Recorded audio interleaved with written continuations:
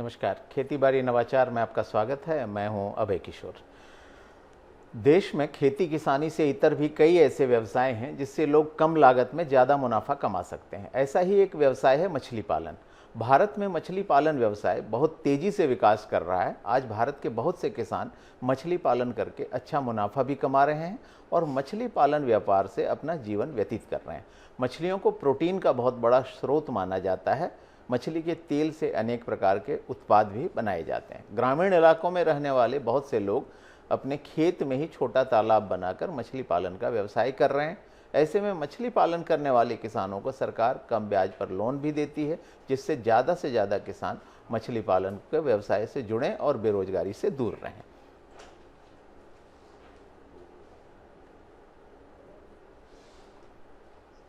इस मसले पर चर्चा करने के लिए हमारे साथ आज एक खास मेहमान स्टूडियो में मौजूद हैं। मेरे साथ इंदिरा गांधी कृषि विश्वविद्यालय से फिशरी एक्सपर्ट डॉक्टर एस शासमल हैं। डॉक्टर शासमल, आपका एशियन न्यूज़ में बहुत बहुत स्वागत है। जैसा कि हम लोग अभी चर्चा शुरू ही कर रहे थे कि मछली पालन एक बहुत पुराना और बहुत अच्छा व्यवसाय है। लोगों के लिए खाद्य का भी बहुत अच्छा स्रोत है और आय का भी बहुत अच्छा स्रोत है। तो छत्तीसगढ़ में भी चूँकि बहुत सारे तालाब हैं, जो वाटर बॉडीज़ हैं, उनकी बड़ी संख्या है, तो ऐसे में मछली पालन यहाँ के लोगों के लिए भी एक मुनाफे का रोज़गार है। तो आज किसान भाइयों के लिए हम इसी विषय पर चर्चा करना चाहते हैं। डॉक्टर शासमल, तो आपसे ये जानना चाहूँगा कि किस तरह के तालाब, किस तरह के क्लाइमेट की ज़रूरत पड़ती है अगर हम मछली पालन करना चाहें, तो कैसे तालाब हमारे लिए उपयोगी हैं? देखिए किशोर जी, जी मूलतः जो मछली पालन छत्तीसगढ़ में परंपरागत वो जैसे तालाब में मछली पालन करते हैं जी, तो ये तालाब में एक सेमी इंटेंसिव एक्वाकल्चर सिस्टम है, इंटेंसिव एक्वाकल्चर सिस्टम, ये दो प्रकार की जी, और जो एक्सटेंशन मतलब जिसमें ग्रामीण तालाब है, निस्तारी तालाब है, उस तालाब में जैसे हमने सीड स्टॉकिंग किया, जी, सीड स्टॉकिंग करने के बाद किसी प्रकार का कोई मैनेजमेंट नहीं है, हमने सीड छोड़ दिया, मत्स्य बीज छोड़ने के बाद 8 महीना 10 महीना 1 साल के बाद जो भी ग्रोथ आ गई उसमें प्रोडक्शन बहुत ही कम है, ना कि बराबर है, तो उसको सेमी इंटेंसिव एक्वाकल्चर सिस्टम बोलता है।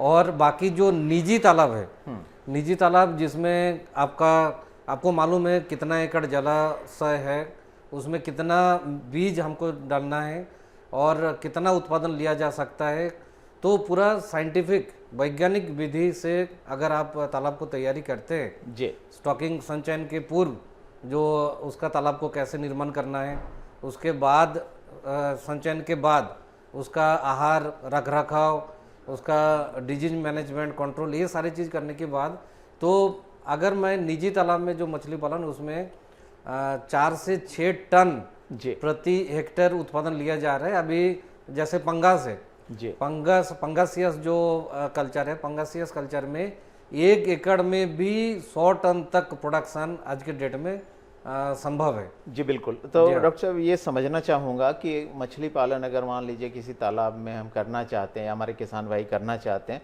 तो उस तालाब की तैयारी कैसे करें? पहले उस तालाब में किस तरह की तैयारी करनी चाहिए कि हम मछली का जो बीज सीडलिंग होती है या उसका जो वो होता है, छोटी मछलियाँ होती हैं, वो छोड़ें? तो पहली तैयारी क्या है?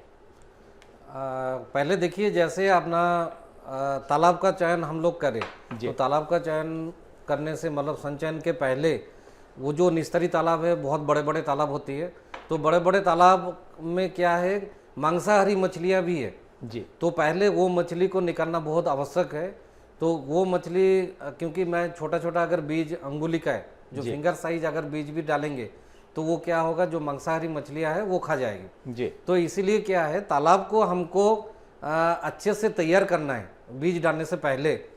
तो इसमें सबसे बेस्ट जो तरीका है, आइदर तालाब को आप सुखा दीजिए, अगर नहीं सुखाना है तो फिर सबसे बेस्ट तरीका है मोहा खल्ली। जी, मोहा खल्ली अगर आप अप्लाई करते हैं, मोहा खल्ली का अगर प्रयोग करते हैं, लेकिन इसका भी डोज जो है 2000 से 2500 केजी किलोग्राम प्रति हेक्टेयर प्रति मीटर, 1 मीटर अगर डेप्थ है, अगर 2 मीटर डेप्थ है तो डोज डबल हो जाएगी जी। तो ऐसे जैसे ही हमने मोहा खल्ली का प्रयोग करते हैं, तो जितना आपका एक्वाटिक ऑर्गेनिजम्स है तालाब में, जो भी हार्मफुल तो है ही, जी, जलीय कीड़ा से लेके जितना आपका मांसाहारी जो भी है, वो सारे चीज़ 15-20 मिनट में सब मर जाएगी। और उसको नेटिंग करके उसको निकालिए निकालने के बाद वो मछली खाने का लायक है, तो जितना बड़े बड़े मछलियां है उसको मार्केट में बेच दिया जाए। और किशोर जी आपको और एक चीज़ बताऊं, जो मोहा खल्ली है, मोहा खल्ली में 4 से 6% सैपोनिन रहता है, जी, जो कि इसका पॉइजन है, विष, मतलब वो सारे एक्वाटिक ऑर्गेनिजम्स को मार डालते हैं।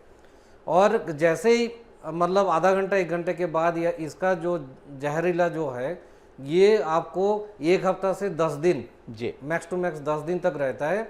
10 दिन के बाद ये उर्वरक के रूप में काम करता है।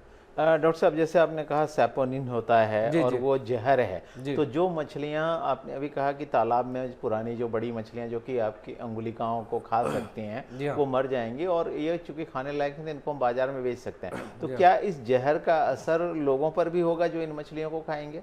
नहीं, देखिए इसमें जो सैपोनिन है वो क्या करेंगे, जैसे मछली ने खा गया तो मछली खाने के बाद उसका लहित कनिका जो है उसको ब्रेक कर देते हैं, जी, उसको बनने नहीं देता है, तो इसीलिए वो मछली का डेथ होती है। लेकिन उसके लिए जो ह्यूमन जो कंजम्पशन है, अगर ह्यूमन अगर वो मछली को खाते हैं तो उस टाइप का कोई दुष्प्रभाव इसमें नहीं है, तो आराम से उसको कंज्यूम कर सकते हैं। जी। एक चीज़ और आपसे समझना चाहूँगा, जैसे तालाब है तो तालाब की आमतौर पर माना जाता है कि मछलियाँ जो हैं ना तो बहुत ज़्यादा ठंडे पानी में रहती हैं, ना जहाँ बहुत ज़्यादा गर्म पानी में। जी हाँ। तो तालाब कितना गहरा होना चाहिए अगर हम मछली पालन करना चाहते हैं? क्या अधिक गहरा तालाब होगा या कम गहरा तालाब होगा तो उससे मछली के उत्पादन, उसके पालन पर कोई असर पड़ सकता है? अभय जी ये बहुत बढ़िया सवाल है, क्योंकि हमारा छत्तीसगढ़ जो है, जी, छत्तीसगढ़ जो है इसमें टेम्परेचर का फ्लक्चुएशन बहुत है। आप गर्मी में देखेंगे तो टेम्परेचर आपका 44-45 डिग्री तक जाती है, 45 डिग्री तक जाती है। तो अगर 45 डिग्री, फिर ठंड में आपका 12, 15, 20 डिग्री ऑन एन एवरेज रहती है। जी, तो ये जो टेम्परेचर है, ये टेम्परेचर आपका जो छत्तीसगढ़ का क्लाइमेट है उतना ज़्यादा नुकसानदायी नहीं है, क्योंकि जो कार्प मछली हम लोग कल्चर करते जी। हैं तो वो जो टेम्परेचर फ्लक्चुएशन है, वो टेम्परेचर को रेंज है, वो बहुत आसानी से रह सकती है और कोई दिक्कत नहीं है। तो आपका जो सवाल था जी कितना डेप्थ होना चाहिए, गहराई कितने होनी चाहिए, तो आपका नॉर्मली जो है 5 से 6 फीट पानी होनी चाहिए गर्मी में, क्योंकि बहुत ज़्यादा पानी इवापोरेट होता है, बहुत ज़्यादा पानी सूख जाती है। तो आपको आम दर पर मैं यही बताऊंगा कि आपको गर्मी में कम से कम 5 से 6 फीट आपको मेंटेन करना है गहराई। जी, तो उसमें क्या है, तालाब का जो इकोलॉजिकल नीच या जो लेयर है, तो तीनों लेयर जो है प्रॉपरली मेंटेन होती है।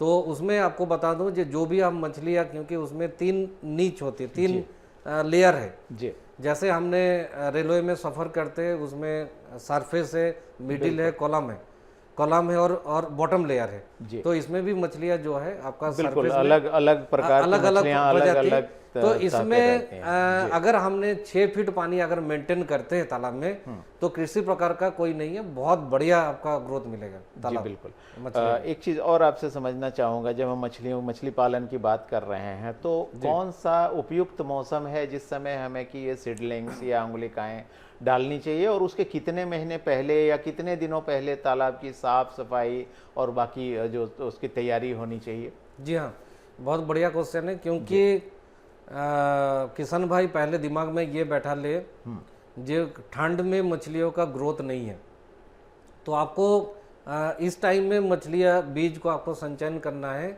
जो ठंड के पहले आप हार्वेस्टिंग कर ले। जी, तो फिंगर साइज जो है, जितना बड़ा तालाब है, बड़ा तालाब में आपको किसी प्रकार की छोटे मछलियाँ आपका स्टॉकिंग नहीं करना है। तो बड़े तालाब के लिए आपको जो फिंगर साइज है, वो फिंगर साइज का बच्चे ही आपको स्टॉकिंग करना है।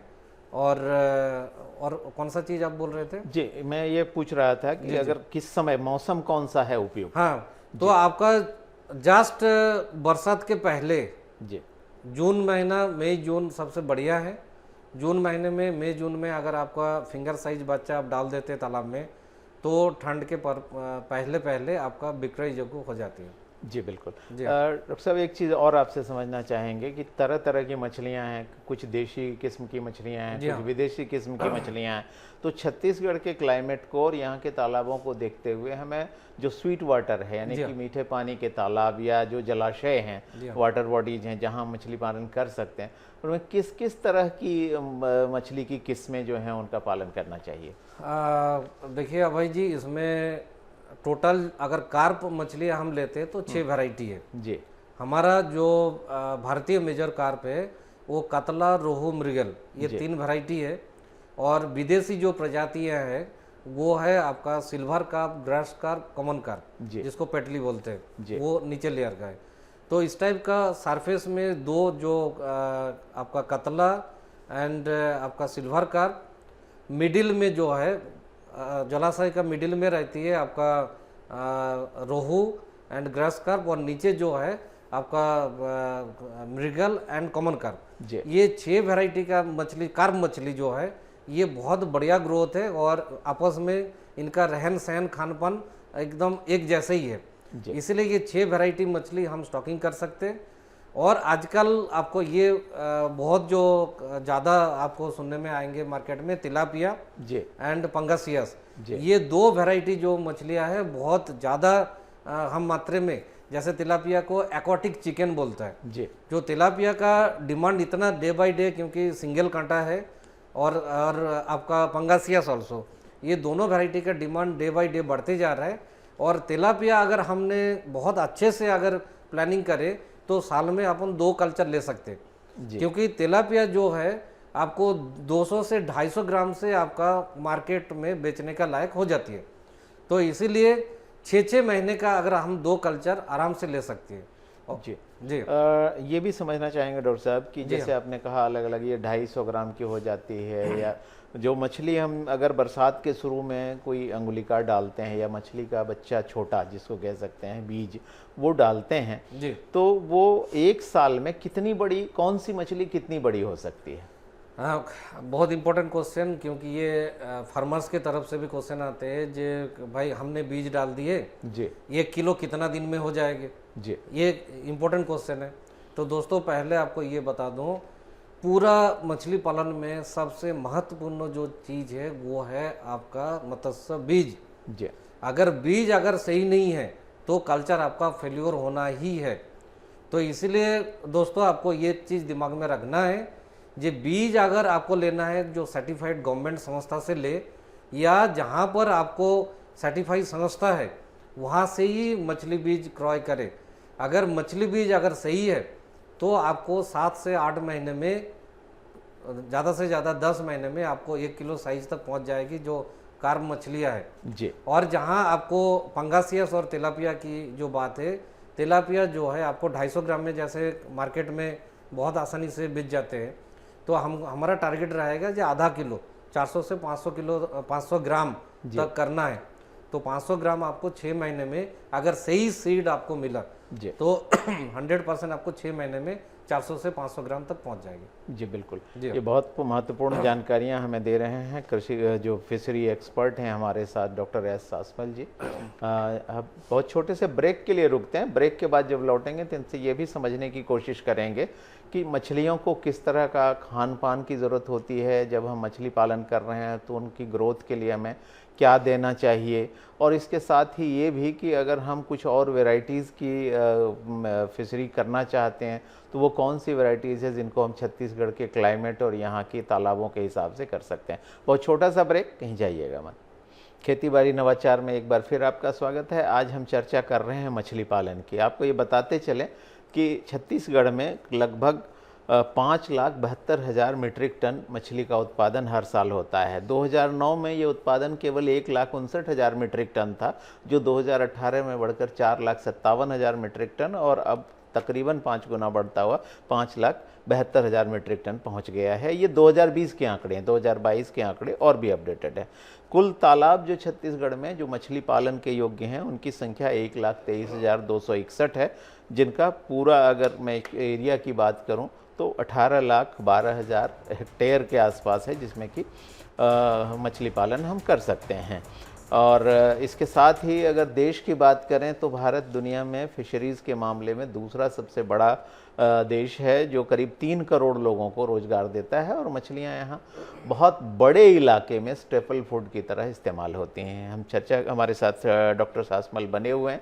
डॉक्टर साहब, जब ब्रेक से पहले हम मछलियों की साइज़ की बात कर रहे थे, तो मछली का उत्पादन बढ़ाने के लिए, जैसा आपने कहा, इंटेंसिव फार्मिंग, इंटेंसिव फिशिकल्चर अगर हम करते हैं तो उनका पोषण भी करना होगा, उनकी देखभाल भी करनी होगी।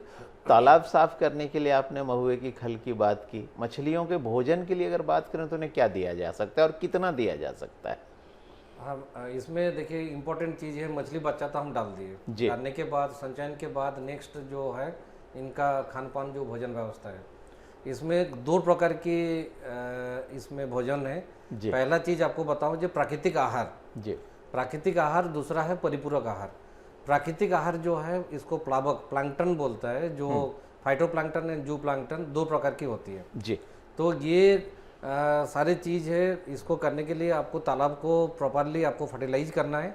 फर्टिलाइजेशन करने के बाद फिर आपको तालाब में आपको मिलेगा प्राकृतिक भोजन, जिसको प्लैंकटन, फाइटोप्लैंकटन, जू प्लैंकटन, जैसे रोटीफार, डाफनिया, मैना, ये सारी चीज़ें आपका जू प्लैंकटन है। तो ये जू प्लैंकटन आपका मात्रा में कैसे पता चलेगा? जैसे आपने ये रहा हमारे सामने जैसे कांच का ग्लास है जी, अगर इसमें मैं पानी भरूं, पानी भरने के बाद अगर मैं देखता हूं जो आर पार दिखाई दे रहा है जी, तो आर पार दिखाई दे रहा है, मतलब ये शुद्ध पानी जैसे ये पानी हम पीते हैं। तो तालाब में भी आपको सेम काम करना है। एक कांच का ग्लास लेना है, कांच का ग्लास लेने के बाद इसमें पानी, तालाब का पानी भर देना है। अगर आर पार दिखता है मतलब आपका तालाब में भोजन पदार्थ, जो प्राकृतिक आहार है, बहुत ही कम मात्रा में, ना कि बराबर है। तो आपको क्या करना है, आपको पानी में मतलब ऐसे फर्टिलाइजेशन करना है तालाब को।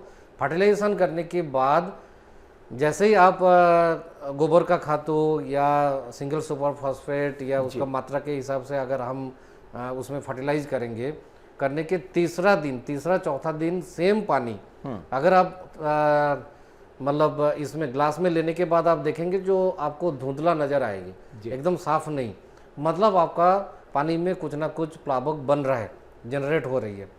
तो इसीलिए सबसे बेस्ट तरीका है, आप समय समय पर हर 15 दिन के अंतराल ऑर्गेनिक, इनऑर्गेनिक दोनों प्रकार अगर मटेरियल आप तालाब में प्रॉपर मात्रा में डालते हैं जी, तो आपका ये जो प्राकृतिक भोजन का मात्रा बराबर मात्रा में आपको उपलब्ध रहेगी।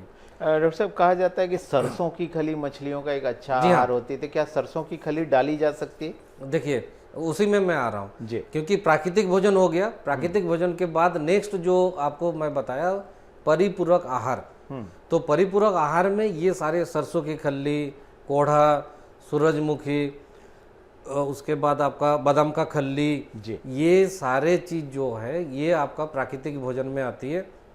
इसको प्रॉपर बराबर मात्रा में लेके, जैसे कोढ़ा आपका राइस ब्रान, जो कोढ़ा मतलब चावल निकालने के बाद जो बनता है, जैसे राइस ब्रान कोढ़ा, तो कोढ़ा या कंकी, ये सारे चीज क्या है परिपूरक आहार में आती है जी। तो इसको बराबर मात्रा में हमको देना है।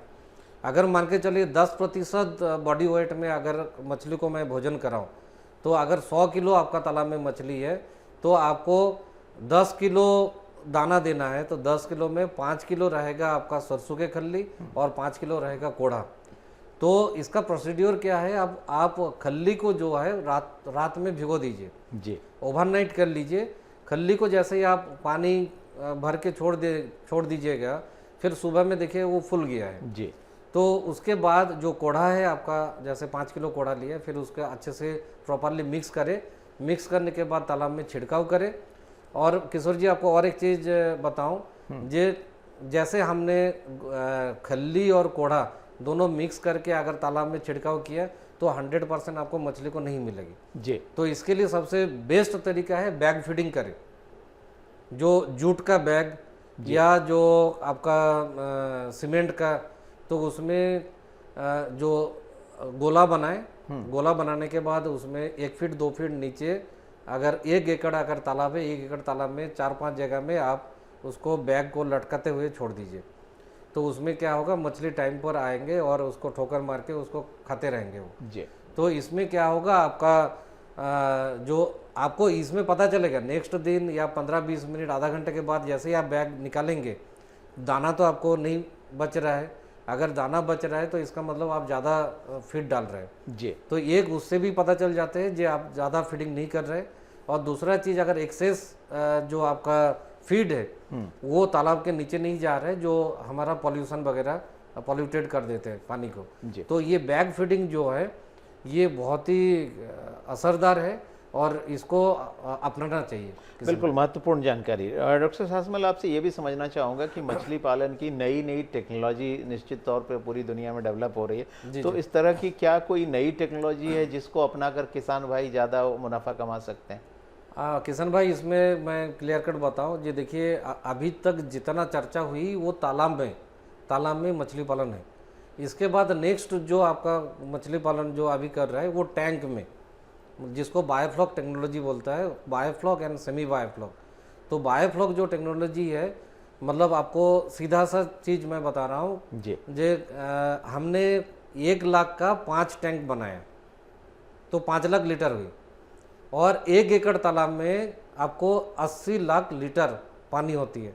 अगर 5-5.5 फीट अगर नॉर्मल जो डेप्थ है, अगर 1 एकड़ तालाब में मैं कैलकुलेशन करूं तो आपको 76 से 80 लाख लीटर पानी सेम प्रोडक्शन में 5 लाख लीटर में ले रहा हूँ ओनली, 16 गुना कम पानी। और दूसरा चीज़ है, ये टैंक में जो मछली पालन है, टैंक में आपको ये सीमेंटेड टैंक हो सकते हैं या तारपुलिन है। तो नॉर्मली आपको एक चीज़ बताऊं, अगर टैंक में अगर मैं मछली रख दिया तो उनका जो मल मूत्र है वो आपका पॉइजन है, वो मल मूत्र जो है वो हानिकारक है। तो डे बाय डे जैसे ही वो मल मूत्र त्याग करते रहेंगे, अमोनिया लेवल बढ़ते रहेंगे जी। तो कुछ दिन के बाद क्या होगा, आपका मछली मरना चालू हो जाएगी। तो हमने क्या करते हैं, इसमें बायोफ्लॉक तकनीक में प्रोबायोटिक डालते हैं, बेनिफिशियल बैक्टीरिया इसमें जीवित करके, मतलब घोल के इसमें डालते हैं एक्टिव करके जी। तो प्रोबायोटिक डालने के बाद क्या होगा, जो बेनिफिशियल आपका जीवाणु है, बैक्टीरिया है, उसको तादाद बढ़ जाता है। तो 7 से 8 दिन तक हमने वो पानी को तैयार करते हैं। 8 दिन पानी तैयार होने के बाद फिर 8 दिन के बाद हम मछली बीज डालते हैं। तो मछली जितना पॉटी करते हैं, जितना मल मूत्र त्याग करते हैं, ये जो बेनिफिशियल बैक्टीरिया है उसको कन्वर्टेड इनटू प्रोटीन सेल में उसको रूपांतरित करते हैं, और वो प्रोटीन सेल के दोबारा मछली फिर खाती है। डॉक्टर साहब, बहुत संक्षेप में आपसे ये भी समझना चाहूँगा कि हर किसान की जो सबसे बड़ी क्वेरी रहती है वो ये रहती है कि कितनी लागत आएगी और कितना मुनाफा आएगा। तो पर हेक्टेयर अगर कोई खेत तालाब में मछली पालन करता है तो उसको तकरीबन कितनी लागत आ सकती है और कितना उसको मुनाफा मिल सकता है? देखिए, 1 हेक्टेयर तालाब में अगर मैं निजी तालाब की बात करूं तो कम से कम आपको 1.25 लाख 1.5 लाख रुपया कम से कम आपको लगेगा, जो आमदनी है, मतलब जो लागत है। और इसमें से जो आपको मिनिमम 2 से 4 टन जो मछली आप उत्पादन करेंगे, सारे अगर हमने व्यय जितना अपना खर्चा है सब अगर हम माइनस करते हैं तो जितना आपका लागत है, जितना आप लगा रहे हो, उसका कम से कम डबल आपको मिलेगा ही मिलेगा, गारंटेड है जी। एक आखिरी सवाल डॉक्टर साहब, चूंकि आज के दौर में आदमी को बहुत सारी ऐसी मछलियां होती हैं जिनकी डिमांड काफ़ी है, जैसे चिंगड़ी माछ जैसे कहते हैं, प्रॉन, तो प्रॉन की आजकल काफ़ी डिमांड है। तो क्या प्रॉन की फार्मिंग भी छत्तीसगढ़ में की जा सकती है? देखिए किशोर जी, आपको रिसेंटली हमने सिमगा में बड़े बड़े जो किसान हैं वहाँ भी चालू किए हैं जी। और ये जो प्रॉन है, एक श्रिम्प है, दूसरा है प्रॉन है जी। जो फ्रेश वाटर, आप पहले दिमाग में ये क्लियर कर लीजिए, हमारा क्या इनलैंड है, मीठा पानी है। हमारा जो प्रदेश है छत्तीसगढ़, इसमें मीठा पानी है, इसमें खारा पानी नहीं है। तो इसमें मीठा पानी में जो आपका झींगा है दैट इज कॉल्ड प्रॉन जी, इसको प्रॉन कहलाते हैं। और जो ब्रैकिश वाटर या जो मेराइन वाटर खारा पानी में जो झींगा है उसको श्रिम्प कहलाते हैं जी। तो मीठा पानी में 100% आपको प्रॉन जो है संभव है, और इसका कल्चर भी हम कर रहे हैं, जिनको अगर देखना है वो मोस्ट वेलकम है जी। तो इसमें इसके साथ साथ आपको मीठा पानी में 2 प्रकार की कल्चर है प्रॉन का। एक चीज़ है आप मोनोकल्चर, जी। आपके पास 3-4 फीट का पानी है तो सिर्फ ओनली आप प्रॉन कल्चर कीजिए, वो 3-4 महीने में आपको रेडी हो जाएगी। और अगर आप चाहते हो तो जे आपके पास रोहू, कतला, मृगल मतलब कार्प प्रजाति मछली है, उसके साथ भी कर सकते उसके साथ भी उस टाइम आपको क्या करना है, जी। जो बॉटम लेयर का मछली है, क्योंकि झींगा जो है वो बॉटम लेयर का है, तो आपको 3 लेयर जो आपको बताया गया था, कातला आप लीजिए, रोहू आप कीजिए, जो मृगल और पेटली है जो कॉमन कार्प जी। है उसके जगह में आप प्रॉन को बिल्कुल उसमें डालें। बिल्कुल। तो ये हमने फिंगर्स और ब्लॉग में भी हमने इसका ट्रायल किए, बहुत ज़बरदस्त रिजल्ट आया। तो किशन भाई आप रोहू कतला के साथ भी प्रॉन कर सकते बिल्कुल, हो। आप रोहू कतला के साथ श्रिम्प पर प्रॉन जो है उसकी भी खेती कर सकते हैं। बस ध्यान ये रखना है कि वैसे में फिर आप मृगेल की खेती ना करें, क्योंकि ये तीसरा लेयर है जिस पर कि प्रॉन भी पनपता है। डॉक्टर साहब, आप इस चर्चा में शामिल हुए और बड़ी महत्वपूर्ण जानकारियां दी, इसके लिए आपका बहुत बहुत धन्यवाद। तो खेतीबाड़ी नवाचार के इस अंक में हम चर्चा कर रहे थे मछली पालन की, जो एक बहुत मुनाफे का व्यवसाय है, और चूंकि छत्तीसगढ़ में बहुत सारी वाटर बॉडीज भी हैं तो इस पर भी आप काफ़ी मुनाफा इसकी खेती करके कमा सकते हैं। अगली कड़ी में हम फिर किसी एक नए विषय के साथ उपस्थित होंगे, तब तक के लिए मुझे दीजिए इजाज़त। नमस्कार।